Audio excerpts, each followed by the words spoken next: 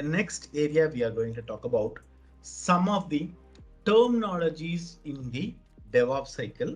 Okay. So what is the terminology and what it is used for? Okay.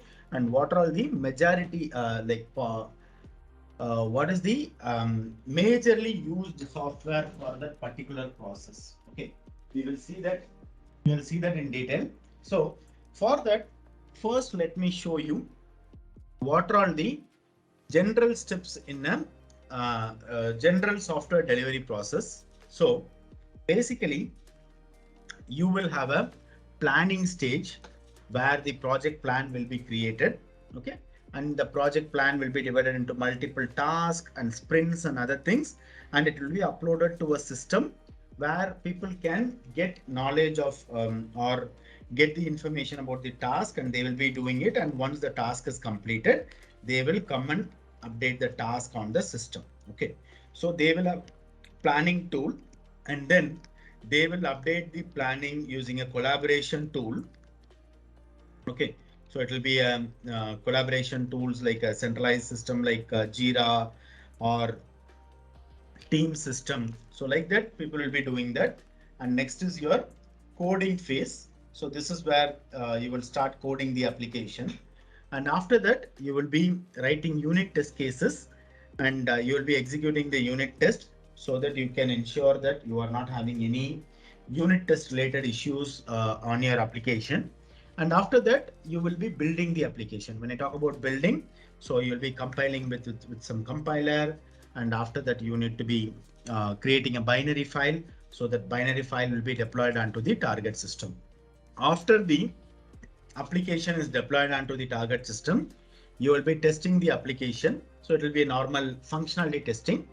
And after that, you will be doing a system integration testing. Let's say your application is going to integrate with multiple applications. So you will do the system integration testing. And next is the user acceptance testing, where the end user will come and test the application and they will provide their feedback. After the UAT is up like it will be deployed onto the production, and production it will be maintained, and the end user will be accessing the product. So this is a typical software delivery process. So it starts with plan and ends with the end user. Okay. So this is a normal DevOps process. So here also you are going to follow the same standard. Like you see, you're doing a planning, coding, building it, testing it, and you're doing a release cycle and deploying it, and then you are operating it. Like basically you are managing the application, and then you are monitoring the application. But DevOps insists on an infinite loop in that. So when I talk about infinite loop, okay, so I need to monitor the application. Okay. So when I talk about monitoring, there are three kinds of monitoring available. One is the resource usage monitoring, that how many CPU or memory this particular application is using. Okay. And next monitoring is called your log monitoring. When the log, whether I'm seeing any errors or warnings in the application. And next is called as the application monitoring. So here we are going to talk about application performance. Like if you're using any database, is the database query is taking longer time, or is there any bottleneck happening on the application? So those kind of things you need to do it in the monitoring part. So these three parameters can be monitored, and the monitoring output should become a input for the next phase planning. Why I need to do that? Like for example, let's say after a particular deployment, my CPU usage increased from, so previously, let's say the average CPU usage is 50%. After this particular deployment, the CPU usage increases to 60%. Okay. Then this has to come in as an input for the planning, so that I can take two actions. One is either I will increase the server capacity so that in future, if there is a spike in the CPU, I will be able to manage it. Or otherwise, I need to modify my code to reduce the CPU or memory usage. Okay, either you have to take any one of the action. Either you see that, okay, I will fine tune my code to decrease the CPU usage, or otherwise I want this functionality and I want to increase the server capacity so that you will not anticipate any issues. So that is where whatever it's being identified in the monitoring should become a input for the planning. That is what DevOps infinite loop insists on. Okay, this is a normal workflow of a DevOps. Fine. So let's talk about the terminologies which are used in the delivery process. Okay. So in the planning phase, we will have the agile board, Kanban board. There are lots of mechanism available. So you will put that. So the typical example of tools which are used in the planning phase are like Jira or TFS or multiple tools available where the plan will be uploaded and then it will be divided into multiple sprints. And in the sprints, the task will be assigned to the developer. So the developer will come into the tool and get the task. And once the task is completed, they will update the task accordingly. So this is called as the planning phase. Okay. And next is the collaborate phase. So collaborate is something like, imagine I have a product developed where there are 10 developers who are going to work. Okay. In that, the 10 developers are sitting across the globe.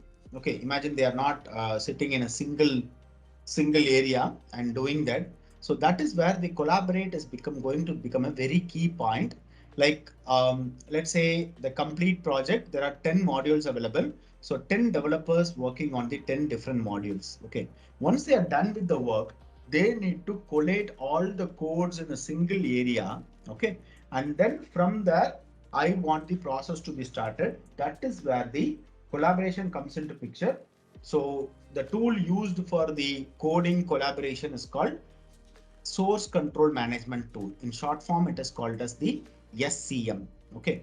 So SCM and repo management is the tool which is being used.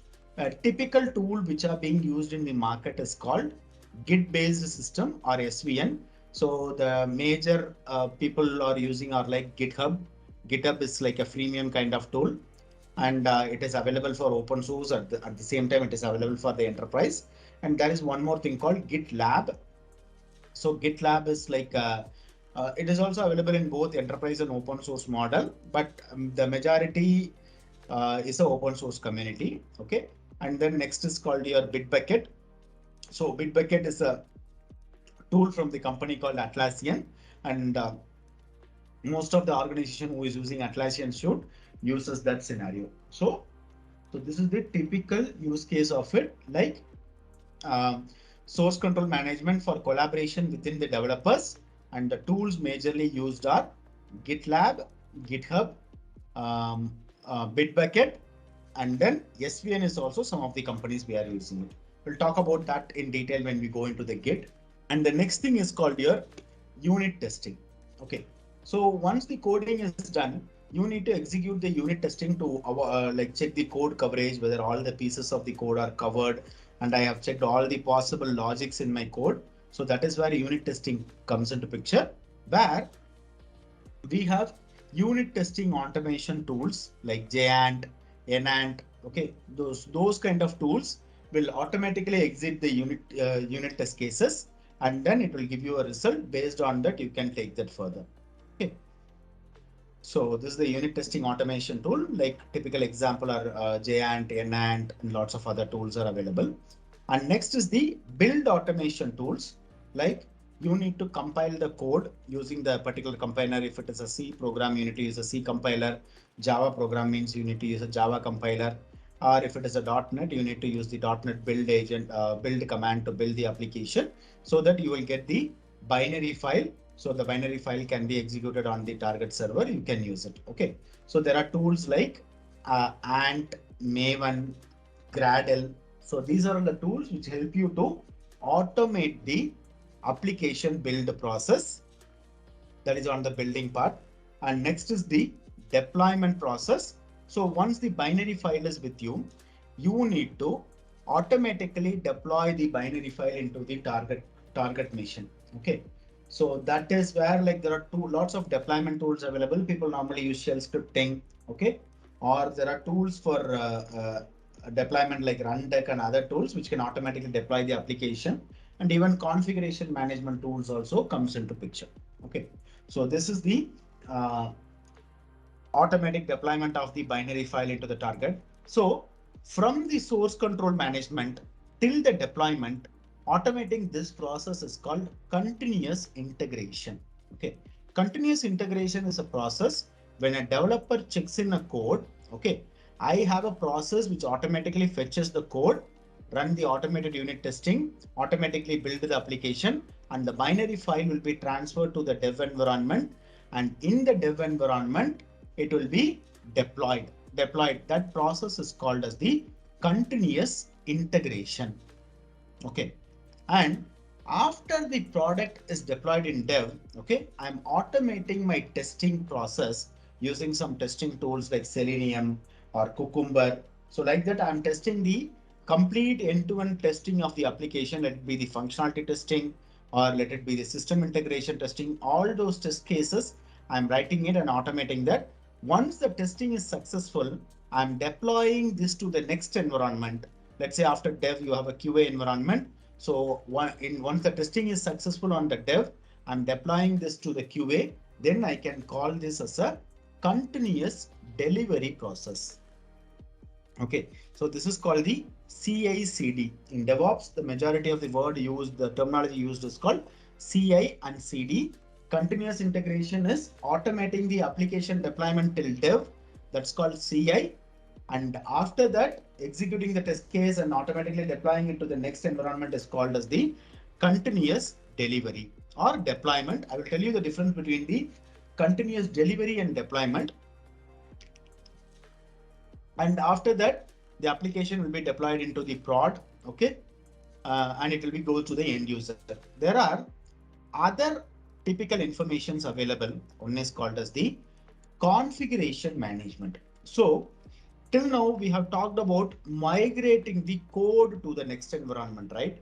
Like you have a code and you create a binary file, and that binary file you are migrating to that. Adding to that, you may have a requirement saying that, okay, while migrating the code, I want the software configurations also needs to be migrated. So I want my config file to be for prod, I want a different configuration file. For UAT, I want a different configuration file. Or I may want some additional frameworks to be installed. So I also need to migrate the server and application configuration from one environment to the other environment. So that is called as the configuration management tool. Okay, so there are tools like Ansible, Chef, and Puppet available for the configuration and provisioning, configuration management tool. Okay, and next concept is automated deployment. I have talked about it. Okay, and next is you may also need to do the database related migrations or management. So you may want to create a new tables and you want to run a migration script which will migrate the data from one environment to the another environment. So those kind of things also tools are available. So we'll talk about the tools later. And next thing is the security. Okay, security is one of the integral part of the application. Like you need to check whether is there any vulnerability in the code while before deploying it. Okay, so there are multiple security concepts available. One is called as the SAST, DAST. That is called static application security testing. That means on the source code, you are checking for any security issues. That's called SAST, static application security testing. And next is once the application is deployed, is there any vulnerability available is called as the DAST, dynamic application security testing, DAST. That means on the hosted application, you will run a black box scan and white box scan. That means with the application information, you will try to identify vulnerabilities there. And another one is without any information, you will try to identify vulnerabilities in the hosted application. So this area is called as the DAST and SAST. You need to integrate them as part of your DevOps lifecycle so that you will ensure the security of the product also. Okay, so these are all the concepts of the DevOps, and adding to that, another area comes in called as the automated provisioning of the environment. Okay, so this is a very good area in the cost saving and managing the infrastructure. Okay, there is one more concept available called as the infrastructure as a code. You can understand these terminologies. Okay, so infrastructure as a code is a concept where you are going to write the infrastructure configuration as a code. Okay, so I told you nowadays we are going into the virtualization world. You can provision the machine, and even in the cloud scenario, you can automatically bring up the machine. So these tools provides the API so that you can communicate to these infrastructure tools, and that can automatically provision your network and servers for you. Like for example, let's keep you have a three-tier application where you have a web server, app server, and DB server. And to deploy this application, you want to create a one network and three subnets. Okay, one is my web subnet, which will be exposed to the external world, and I have another two subnets. One's called as the application subnet and database subnet. I don't want this to be exposed to the external world. And then on top of that, I need to bring a machine with this configuration. While the machine is coming up, I want this many, these tools are installed. So you can write everything as a code. That concept is called as the infrastructure as a code. And I will not always keep my test environment available. Only when needed, I will bring up the test environment. I will deploy the application. I will test the application. And once the testing is successful, I will tear down the infrastructure, complete infrastructure, so that I will save the cost in the lower environment. So this concept is called the IAC, and that is also integrated in part of the DevOps in the provisioning part. Provisioning and then cloud. Okay.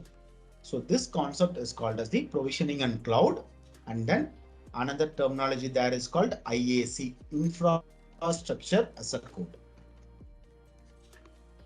So there is one more concept coming into the picture is called containerization. Okay, so think of it like instead of migrating the server configuration, if I can migrate the complete infrastructure into the next environment, that is where the containers comes into picture.